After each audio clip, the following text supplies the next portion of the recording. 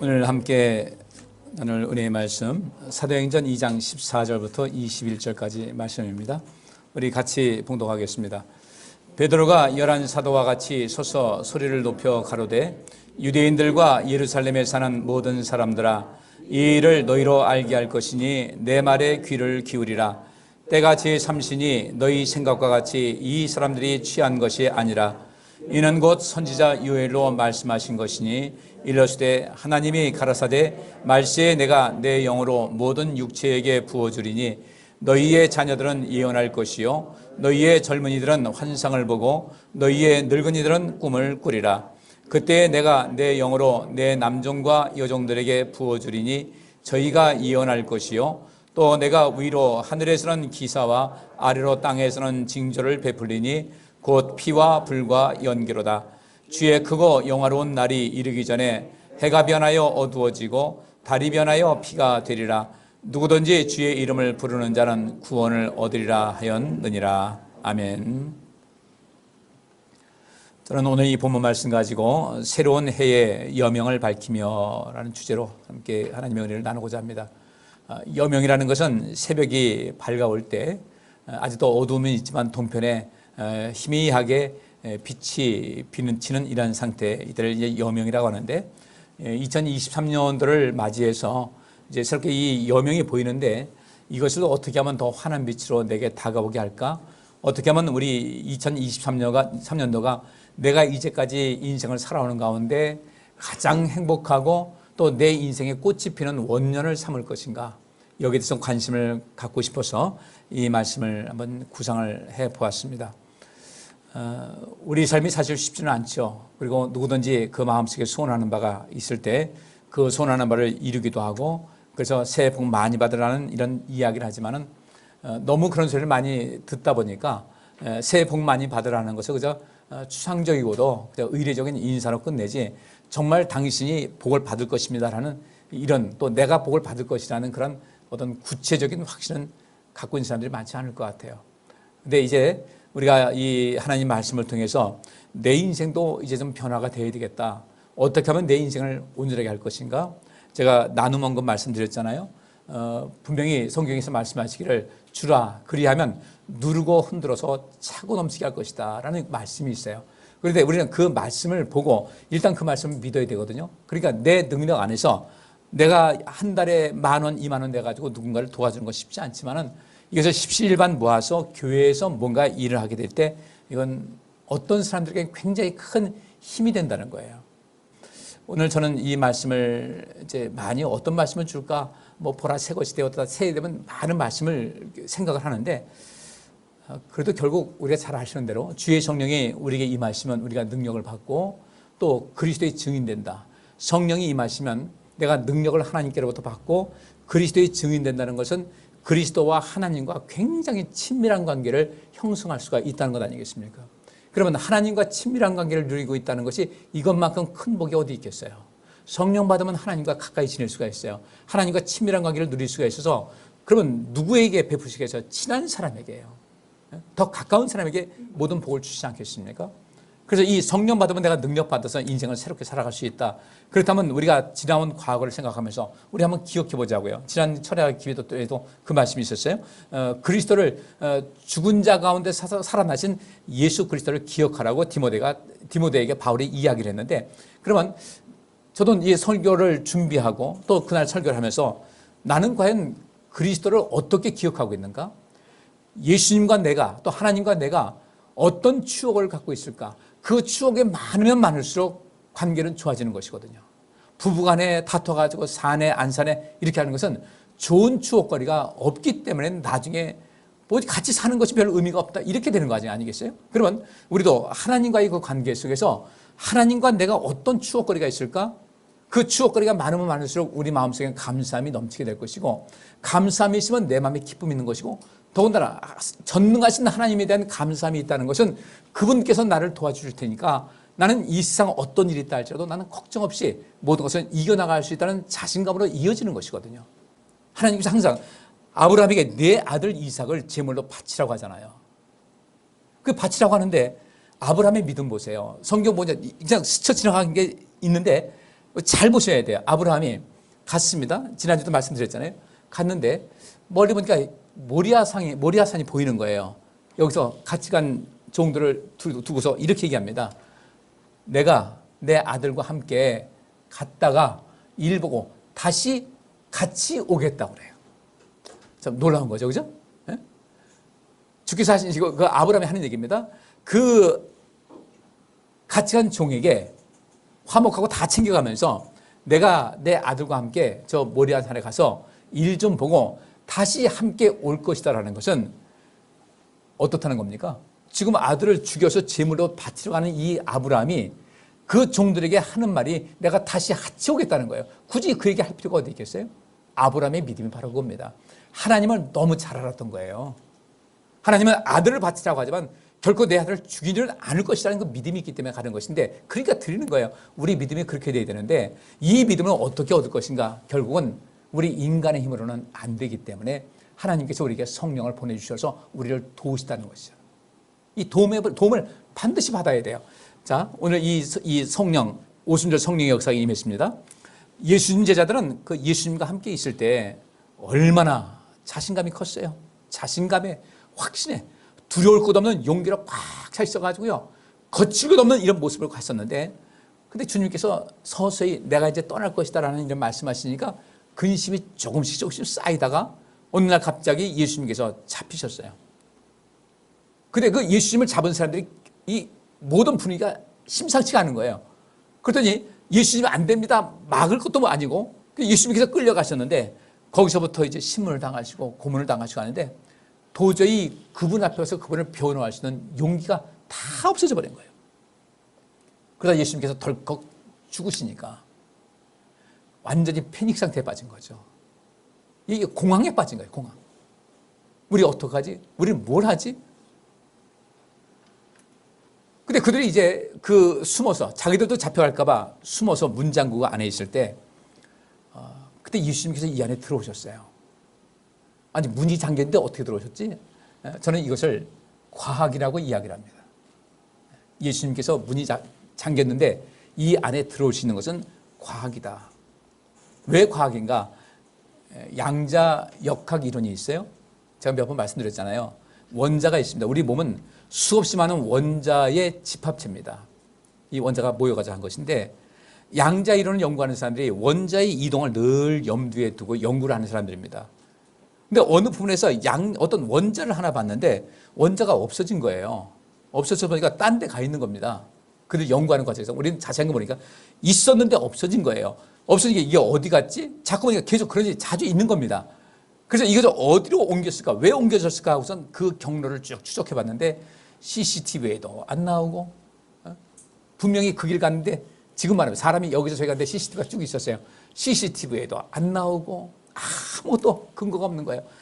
연구해서 이것을 수학적으로 풀으려고 하는데 도저히 답이 안 나오는데 분명히 계속해서 그 이동이 실질적으로 계속해서 이어지고 있는 거예요. 증명은 안 되고. 그래서 그들은 포기한 겁니다. 답답함을 갖고 포기했습니다. 우리 이거 증명하려고 하지 말자. 증명이 안 된다.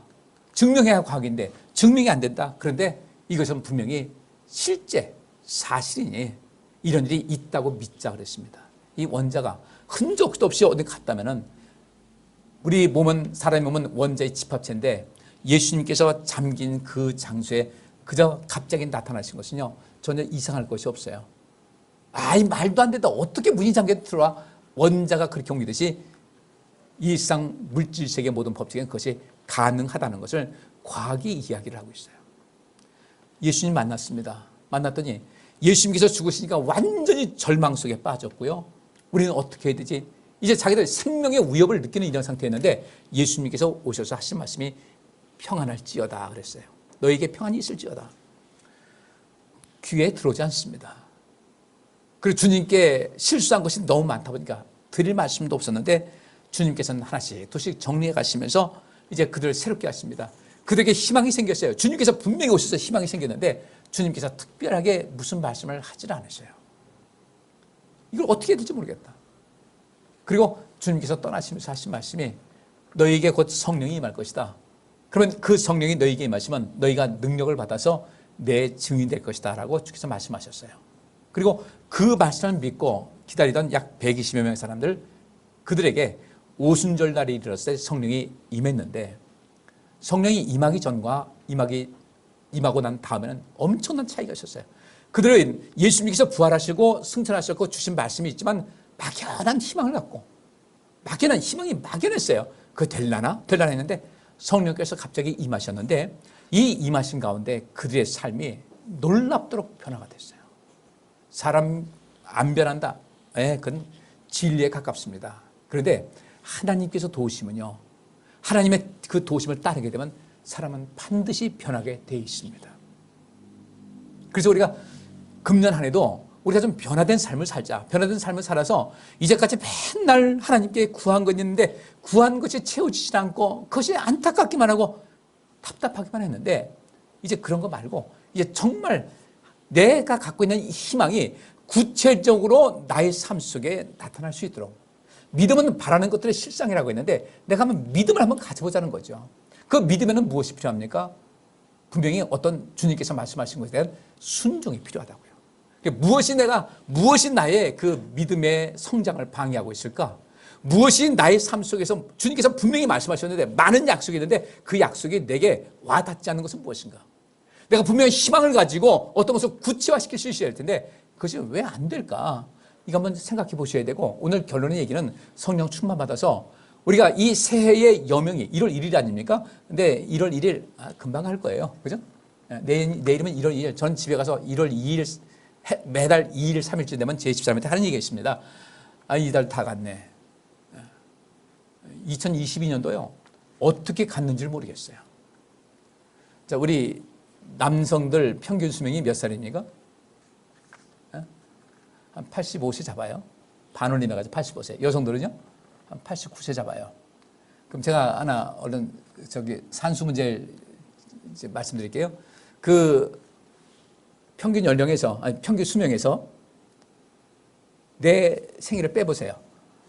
내 나이를 빼보세요. 평균 수명에서 내 나이를 빼보세요. 답 나왔어요? 그게 앞으로 내가 살 날이에요. 어디 30년 이상 남으신 분들, 20년 이상 남으신 분들, 여기 학생들 있네. 그래. 한 7, 80년 남은 것 같아, 그지? 한 10년 남으신 분들 손 안 들어. 내가 왜 죽어? 나는 안 죽어. 난 절대 안 죽어. 10년. 근데요, 그 따지게 되면요, 10년.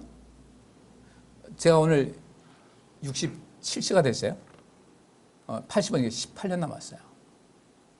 그 18년에서 내가 그 가운데서 내가 뭔가 의미 있게 인생을 살고 뭔가를 해야 되겠다 할 때 그 해야 되겠다는 그 일을 그냥 즉각적으로 실행할 수 있는 날이 얼마나 남았나 봤더니 거기에 반을 자르면 될 것 같아요. 그러고 보니까요, 얼마 안 남았네. 네, 얼마 안 남았어요. 그럼 얼마 안 남았으면 우리가 뭐 해야 되겠습니까? 이제 준비하셔야 돼요. 주님께 갈 준비하셔야 돼요. 근데 이렇게 말씀드려도 별로 실감이 안 날 거예요. 별로 실감 안 날 거예요. 왜? 나는 죽을 것이라는 것은 어렴풋이나마 생각하지만 나는 죽을 것이라는 것은 그것에서 별로 큰 확신을 갖고 있지 않다. 내가 신앙생활하면서 하나님께서 이 말씀을 통해서 엄청난 약속을 주고 계신데 이 약속이 왜 나한테 구체화되지 않았을까? 그 문제를 이제 생각하셔야 돼요. 무엇이 문제인가? 그 문제는 분명히 내게 있어요. 그럼 우리 인생을 살면서 내가 왜 하나님께서 약속하신 것이 있는데 왜 그 약속이 내게 오지 않았을까? 원인을 보셔야 되거든요. 진단을 해야 된다는 거예요. 근데 우리 진단 안 하고 그냥 그러려니 하고 넘어간다는 거죠. 저는 오늘 여러분에게 진단하는 겁니다. 분명히 문제는 우리에게 있다. 어디든지 이상이 있는 것은 문제가 있기 때문에 그래요. 내 인생에서 복을 받고 복을 누리고 살아야 할 텐데 무엇이 문제인가? 다른 데 두지 말고요. 하나님은 하나님 말씀 속에서 전혀 오류가 없고 약속을 어긴 적이 없어요. 단지 우리가 하나님께서 말씀하신 그 전제 조건에 미치지 못하기 때문에 그렇다는 거죠. 제자들이 성령 받았습니다. 성령 받고 나서 엄청난 역사가 있었어요. 갑자기 제자들이 길에 나와가지고 담대하게 그리스도를 전파하기 시작하는데, 전파는 그런 모든 얘기들을 보니까 이 사람들은 흔히 자기네 언어로 하고 있는데 사방팔방 그 먼 곳에서 외국에서 온 많은 유대인들이 그쪽에 워낙 오래 살았기 때문에 몇십 년 대를 이어서 살아왔기 때문에 이 히브리어가 잘 익숙하지 않은데도 불구하고 자기네들이 사는 그 지역의 언어로 다 들리기 시작하는 거예요. 당신도 그래? 당신도 그래? 깜짝 놀라가지고 이 무슨 일이냐? 온통 이 예루살렘 성경이 완전히 뒤집어졌습니다. 저들은 세술에 취했다. 이렇게 하니까 이렇게 얘기합니다. 여기 15절 말씀이 그랬죠. 때가 제3신이 너희 생각과 같이 이 사람들이 취한 것이 아니다. 지금 이렇게 나타나는 그 모든 것은 요엘 선지자를 통해서 예언된 것인데 하나님이 가라사대 말세에 내가 내 영으로 모든 육체에게 부어주리니 너희의 자녀들은 예언할 것이요 너희의 젊은이들은 환상을 보고 너희의 늙은이들은 꿈을 꿀 것이다. 이 말씀을 인용해서 베드로가 설교를 했어요. 오늘 이 말씀 속에서 여러 가지 준비를 했는데 오늘 다 할 수는 없고 오늘은 오늘 준비한 것을 이번 주하고 다음 주하고 나눠서 좀 하겠습니다. 그럼 오늘 제가 본문 말씀 16절부터 18절 요엘 선지자가 예언한 것을 제가 이제 여기서 잠깐 말씀드릴게요. 이 일에 대하여 예언자 요엘은 이렇게 예언했습니다. 하나님 말씀하신다. 말세에 내가 성령을 모든 사람에게 부어주겠다. 너희 자녀들은 예언할 것이며 너희 청년들은 환상을 보고 너희 노인들은 꿈을 꿀 것이다. 그러면 너희의 자녀들은 무엇인지 청년이 무엇인지 노인이 무엇인지 다음 주에 말씀드릴게요. 근데 성령 충만한 가운데 성령께서 임하신 가운데 예언을 했어요. 성령께서 임하시는 가운데 환상을 보기 시작했어요. 성령이 임하는 가운데 꿈을 꾸기 시작했어요. 그런데 여기서 말하는 그 예언과 환상과 꿈은 어떤 것이겠어요? 좋은 것이겠어요? 안 좋은 것이겠어요? 좋은 것이죠. 성령이 임하시면 능력 받는다고 했는데 도대체 무슨 예언을 했을까? 어떤 환상을 봤을까? 그들은 무슨 꿈을 꾸었을까? 여기서 꿈을 꾼다는 것은 단순하게 밤에 자면서 꿈꾸는 그런 것이 아닙니다. 마틴 루터 킹 목사님이 그런 글을 썼어요. 나에게는 꿈이 있습니다. I have a dream이라는 그 말을 했어요. 나는 꿈이 있습니다. 나는 꿈을 꿉니다가 아니라 나는 꿈이 있습니다. 나는 I have a dream. 어떤 꿈인가? 백인 아이들과 흑인 아이들이 자유롭게 놀 수 있는 그런 꿈을 꾸고 있습니다.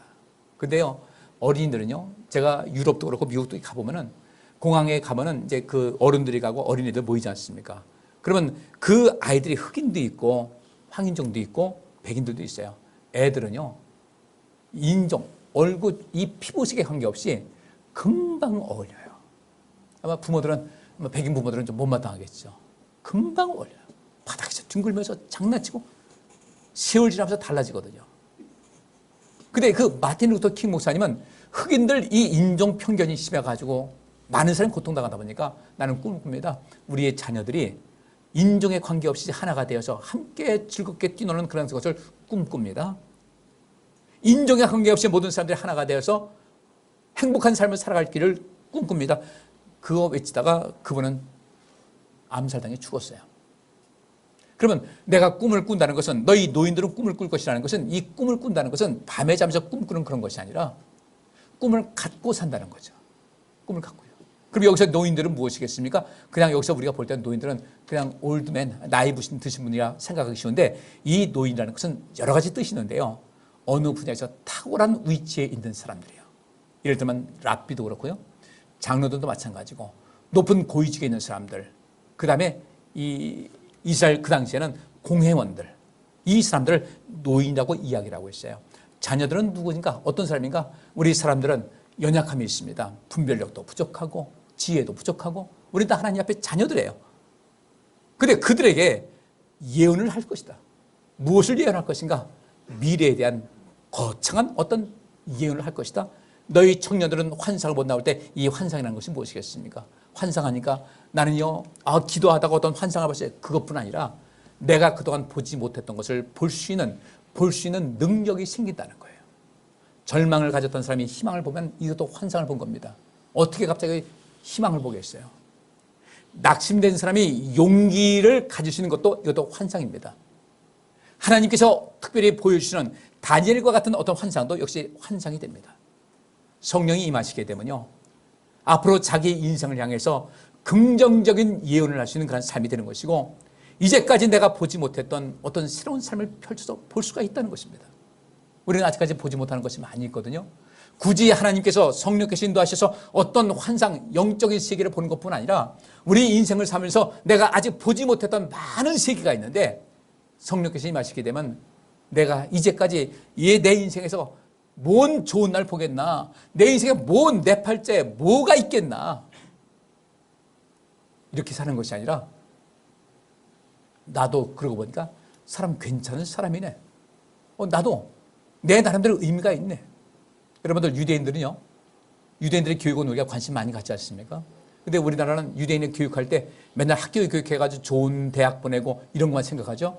유대인들은 나면서부터 교육을 시작하는데 제일 첫 번째는 성경 교육을 시작합니다.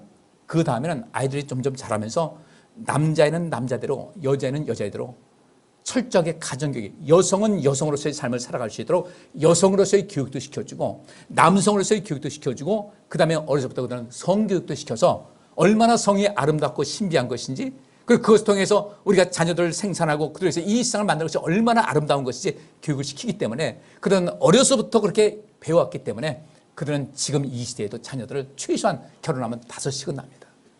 우리는요 하나만 낳죠. 우리 하나님 믿는 우리 백성들도요 뭐라고 하냐면 자녀들한테 야 하나만 낳아.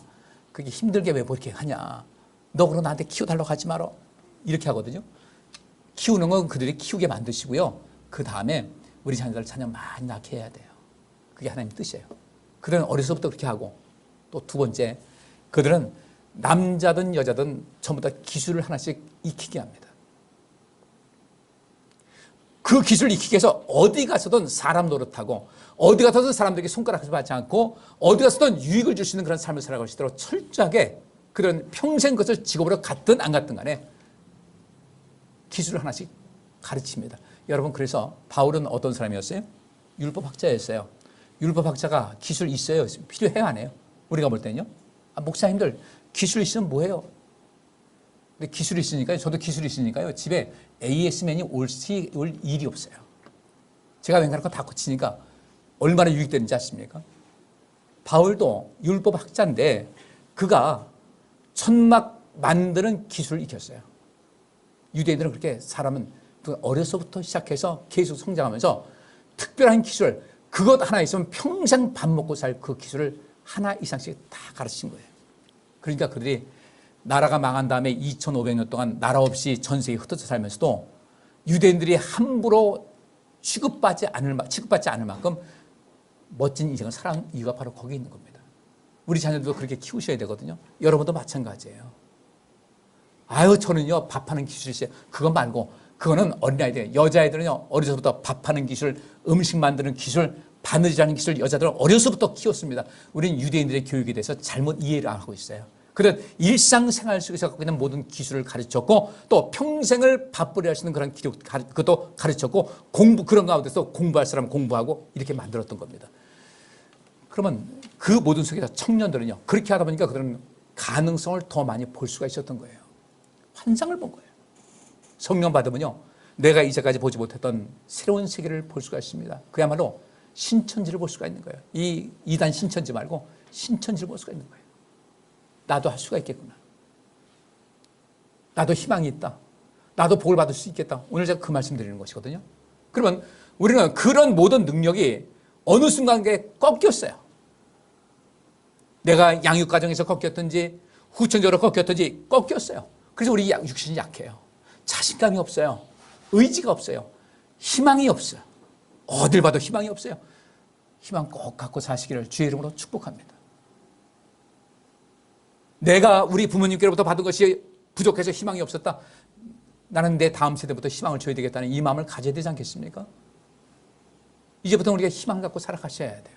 그러면 우리 인생에 반드시 어떤 역사가 있습니다. 그렇기 때문에 우리에게 성령을 부어주시는데 우리가 나약한 인생을 살지 않도록 부족한 인생을 살지 않도록 뭔가를 주셔야 되는데 그 힘이 어디에 빠졌을까? 자, 마가복음 14장 38절에 이런 말씀이 있습니다. 예수님께서 이제 곧 잡히시기 전에 마지막 기도하러 가셨을 때 제자들에게 나를 위해서 기도해달라고 하셨어요. 근데 그 제자들이 그렇게 부탁했는데도 불구하고 제자들은 계속 피곤해가지고 자는 겁니다. 이때 주님께서 마지막에 세 번째로서 하신 말씀이었어요. 시험에 들지 않게 깨어있어 기도하라. 마음에는 원이로되 육신이 약하다 그랬어요. 마음에는 원이로되 이 마음이라는 것이 우리 마음이 아니라 여기서는 영이에요. 푸니마라는 단어가 쓰여졌어요. 제자들도 열심히 기도하고 싶은 거예요. 예수님께서 말씀하신 대로 기도하고 싶은데 육신이 안 따라주는 거예요. 마음으로는 원이에요. 영은 원. 원하는 것을 갖고 있어요. 우리 성도님들 여기 있는 대로 영으로 마음으로 주님께 더욱더 가까이 가고 싶은 마음이 있어요, 없어요? 있죠? 근데 가까이 가는 것이 어떻게 쉽든가요, 어렵든가요? 어렵다고 하는 그 왜곡된 신념이 자리하고 있어요. 어렵지 않아요. 주님께서는요, 그것을 아셨어요. 우리의 마음, 여러분께서 어려워요 하신 말씀 충분히 이해하시는 거예요. 주님께서 그래서 너희는 마음에는 원이다. 열심히 주님 섬기고 싶은 그런 마음은 다 있는 건 내가 안다. 그런데 너희 육신이 약하구나 그랬어요. 너희 육신이. 근데 이 육신이라는 것이 살크스라는 히랍을 썼는데 여기 반대로 말세에 내가 성령을 모든 사람이라고, 우리 개혁성경에서는 모든 육체에게라고 했고 다른 성경에서는 사람이라고 했는데 그 사람이든 육체든 간에 이 원어가 살크스라는 단어가 똑같이 쓰여진 거예요. 모든 육체에게 부어주겠다, 모든 사람에게 부어주겠다. 그런데 예수님께서 너희는 마음에는 원이로되 너희 육신이 약하다. 똑같은 살크스예요. 우리의 육신이 연약한 것을 아시기 때문에 우리 주님께서는 성령을 어디에? 우리 어디에? 육신의 마음에. 다시요. 말씀해보세요. 마스크 썼다고 입 다물고 있으면 안 돼요. 자, 시험에 들지 않게 깨어 있어 기도하라. 마음에는 원이에요. 마음에는 기도하고 싶은데 뭐가 약해서? 육신이 뭐예요? 살크스라는 거예요? 우리의 육신이 연약한 거예요.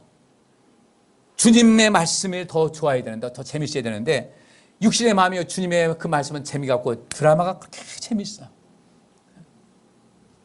하나님과 기도하면서 교제하는 것이 참 좋은데 친구들과 함께 가는 것이 좋아요. 아마 우리 성도님 중에도 혹시 그런 분이 있을지 몰라요. 새 1년 1월 1일 정동진 가가지고 해맞이해야지. 외국말 이제 그 외목말 가가지고 해돋이 해가지고 가서 오늘 못 오신 분이 혹시 있는지 모르겠어요. 그런데 실상은요, 외목마을이든지 정동진 가든지 거기서 해맞이하는 것보다는 하나님께 나와서 이 1년 첫날을 주 앞에 드려야 되겠다는 첫 번째 이 주일을 주 앞에 드려야겠다는 마음이 훨씬 중요한 것인데 그분은 뭐가 연약한 거예요? 다 가면서 찜찜하겠죠. 예배 드려야 되는데 하면서 따라갈 수밖에 없는 거거든요. 무엇이 약하다? 육신이 약하다. 그러면 뭐가 강해지면 되는 거예요? 예? 뭐가 강해지면 내가 영의 원대로 할 수 있는 거예요? 예? 마음은 원인 것이 있잖아요. 뭐가 약해서? 육신이 연약해서 안 되니까 그러면 이 약한 육신을 하나님께서 강하게 하시면 되지 않습니까? 그래서 하나님께서 성령을 누구에게? 어디에? 육체. 우리 육신, 연약한 육신에게 부어주겠다라고 말씀하셨어요. 예수님 제자들은 예수님께서 죽으시니까 절망 속에 있다가 패닉 상태에 빠졌다가 주님께서 부활하신 것을 보고서도 여전히 힘을 못 차렸는데 성령이 임하시고 나니까 그들에게 정말 내가 육신이 연약해서 그들은 숨어 있었고 주님께서 승천하신 다음에도 연약해 있었는데 그 육신, 연약한 육신에 성령을 부어주신다는 약대로 성령께서 충만하시니까 이들은요, 갑자기 사람들이 예언하고 환상을 보고 꿈을 꾸면서 그동안 보지 못했던 것을 딱 보게 되니까 이 마음속에 담력이 생기기 시작하는 거예요. 내가 이제 이렇게 살면 안 되겠다. 새로운 꿈이 펼쳐지는 겁니다. 그 속에서 이전에는 항상 나는 틀렸어. 나는 안 될 거야. 내가 뭐가 되겠어. 난 안 돼. 이러던 사람들이 어떻게 됩니까? 온 세계를 완전히 뒤바꿀 수 있는 놀라운 사람으로 됐다는 거예요. 저는 그래서 우리 성도님들 금년 한 해 진실로 행복한 삶을 살기 위해서 어떤 삶을 살아가야 될까? 일단 성령 받자는 겁니다. 나머지 얘기는 다음 주에 좀 더 할게요. 자녀들이 예언한다는 것이 무엇이며 청년들이 환상을 본다는 것이 무엇이며 노인들이 꿈을 꾼다는 것이 무엇인지를 제가 다음 주에 계속해서 말씀드리면서 사도행전 1장 8절에 성령이 너희에게 임하시면 너희가 능력을 받아서 그리스도의 증인된다는 그 말씀대로 성령 받으면요, 우리가 하나님과의 관계 친밀하게 할 수 있어요. 코로나 때문에 여러분들 신앙 그동안 많이 약화된 건 사실이잖아요. 모이는 거 이제는 당연시 됐어요. 모이는 거 수요일 예배, 금요일 예배 안 가도 된다. 근데 이제 새해가 됐으니까 여러분들 새해를 핑계로 시작하세요. 난 정말 너무 안타까워요. 우리 신앙생활 지금 같이 하면 안 돼요. 하나님의 은혜를 너무 잊고 살았어요. 제가 금요일날 우리 성도님들께 하나님과의 그 추억, 어떤 추억거리 있는지 생각해라. 하나님을 기억해봐라. 저 자신도요, 반성할 것이 굉장히 많더라고요. 나 하나님과 어떤 관계를 누렸지? 너무 쉽게 하나님께서 우리에게 주시는 그 모든 은혜를 너무 쉽게 당연한 듯이 받아가지고 감사함이 없다 보니까 예배의 열정이 식어지는 거예요. 이건 아니라고 부인하지 마세요. 그분에 대한 감사가 식어졌어요. 당연한 거예요. 은혜가 계속해서 주어지다 보니까 이건 당연한 내 의무, 권리로 생각한 거예요. 이제부터 새 됐으니까 생활 바꾸시고요. 나 어떻게 살아야 될까? 저도 이제 19년 남았는데, 횟수로 19년 남았는데, 내가 그냥 앞으로 한 10년이나 열정 있게 살까? 쉽지가 않아요. 어제 저녁 때 에어컨 한다고 했더니요, 아침에 이렇게 몸이 쉬어요. 옛날에 안 그랬어요. 아침에 일어나는데 힘이 들어요. 그 전 일하는 것에 제가 한 70%밖에 못하는 것 같아요. 체력이 딸려요.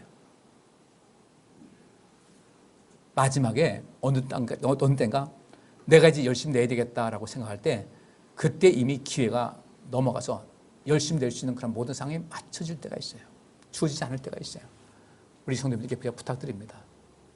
여러분 자신을 위해서, 여러분 후손을 위해서 하나님의 도우심을 간절히 간구하시고, 여기 있는 말씀 있죠? 내가 성령을 모든 사람에게 부어주겠다고 했으니까 우리는 다 모든 사람이 다 주어지는 것 같죠? 근데 이 모든 사람에는 조건이 있어요. 여기 보니까 그때 내가 나의 남녀 종들에게 성령을 부어줄 것이다 그랬습니다. 우리가 남녀 종들하니까 예수 믿는 사람도 전부 다 남종이고 여종이에요. 주의 여종에게, 주의 종에게, 성도들도 마찬가지고 목회도 마찬가지고 다 종이래. 여러분, 종이 그렇게 쉬운 거 아닙니다. 바울은 그랬어요. 나는 하나님과 예수 그리스도의 종이었다. 하나님과 예수 그리스도의 종된 나 바울은 했는데, 거기서 말하는 종이라는 것은요, 주인께서 하실 말씀은 절대적으로 복종하는 것이 종이었어요. 사도 바울 보세요. 바울은요, 인생 살아가면서 복음 전파하면서 얼마나 많은 죽음의 위협을 당했습니까? 정말 지칠 정도로, 살 소망이 끊어질 정도로 그렇게 어려움 당하고 배고프면서 자지도 못하면서 그렇게 매를 많이 맞아가면서 그렇게 학대를 당하면서도 끝까지 믿음을 지킬 수 있었던 이유는 다른 것이 아니었습니다. 그는 주님 앞에 철저하게 종으로서의 역할을 감당했기 때문에, 주님께서 말씀하신 건 철저하게 순종하는 사람이 종이지, 순종은 하나도 하지 않으면서 맨날 종이래. 모든 사람에게 성령을 부어주시지만은, 여기서 모든 사람이라는 것은 주님께, 주님 말씀에 철저하게 복종하는 모든 사람들에게 성령을 부어주실 것이라고 했으니, 성령 받으면 능력 받는다고 했으니, 금년 한 해는 여러분들이 하나님과 더 가까이 해서 하나님과 친밀한 관계를 누리시고, 우리가 성령 주신 것은 하나님과 친밀하라고 주신 것인데 날마다 성령 받았다는 거예요. 난 이 방언하니까 성령 받았다고요? 다음 주도 이 방언에 대해서 말씀드릴 거예요. 방언과 예언에 대해서 정확하게 말씀드릴 거예요. 방언 기도가 아니고요, 우리가 하나님과 말씀할 때 방언으로 하나님과 대화한다는 것이 있어요. 기도하고는 달라요. 그러니까 우리가 하나님께 죄를 지었을 때 죄사함 받아야 성령 받는 거니까, 죄를 고백할 때 방언으로 대충 해가지고 얼렁뚱땅 구렁이 담 넘어가듯이 하지 마시고 조목조목 내 입으로 해가지고 우리나라 말로 하나님 내가 이런 죄를 지었습니다 고백하세요. 방언해가지고 그냥 덮어가지고 휙 넘어가지 마시고. 그건 방언 기도가 아니에요. 성경에서요, 방언 기도라는 말이 한마디도 없어요. 방언을 했다는 것이지, 방언은 외국어거든요. 하나님과의 특별한, 하나님과 나만이 통할 수 있는 어떤 대화가 있어야 된다는 겁니다. 성령 받는 거 쉽지 않습니다. 쉽지 않지만 더 쉽습니다. 여러분들이 주님의 말씀에 순종해서 내가 종으로서의 삶을 살아가겠다고 결심을 하고, 지금 당장 100%는 안 한다 할지라도 종으로서의 삶을 주님 말씀에 순종하고 살겠다는 그 삶의 양식이 조금씩 한 걸음씩 나간다고 한다면, 우리 주께서 능력을 던지며 주셔서 거기서 가속도가 붙어서 성령 충만한 권능의 삶, 그리고 성령 충만한 가운데 이 세상 모든 것을 다 행할 수 있는 능력 있고 행복하고 권세 있는 삶을 살아가게 될 줄 믿습니다. 금년 한 해를 그렇게 살아갈 수 있도록, 오늘 성령 충만에 대한 당위성을 말씀드렸으니까 이제 다음 주에는 그러면서 성령 충만한 것이 어떤 것인가, 어떤 것을 볼 수가 있을 것인가 봐야 앞으로 나가지 않습니까?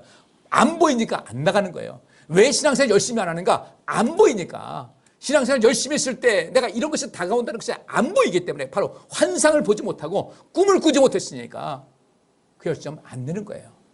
이제 더 보다도 새로워지셔서 금년 한 해 내가 2023년도 내가 정말 거듭나고 내 삶 속에 행복이 넘치고 내가 정말 인생다운 인생 사는 것이 2023년부터였다라는 고백이 나올 수 있도록 새로운 삶의 변화가 주의 은혜 속에서 있어지기를 주의 이름으로 축복합니다. 그리고 그 모든 것은 내가 먼저 하나님께 한 발자국 한 발자국 발을 내디딜 때부터 시작된다는 것 꼭 기억하셔서 그런 삶이 이루어지기를 주의 이름으로 축복합니다. 기도합니다. 하나님 감사합니다. 저희를 성령께서 우리를 도와주신다고 했는데 이 성령의 놀라운 역사를 부음받을 수 있도록 우리 성도님들 마음을 새롭게 하시고 이제부터 주님께서 역사하실 것을 막연하게 기다리는 것이 아니라 이제부터는 주께서 우리에게 역사하실 수 있도록 주님 앞에 다가서는 저희들의 삶이 되게 하여 주옵소서. 우리 성도님들 금년 한 해 하나님께 다가서는 큰 복을 누리게 하여 주옵소서. 예수 그리스도 이름으로 기도하옵나이다. 아멘. 여호와께서 여기 모인 모든 성도들과 그의 가정과 그와 관련된 모든 일에 복을 주시고 지켜주시며 따뜻하게 대해주시고 은혜를 베푸시며 사랑스러운 눈으로 바라보시어 모두에게 평안을 주시기를 원하노라. 아멘.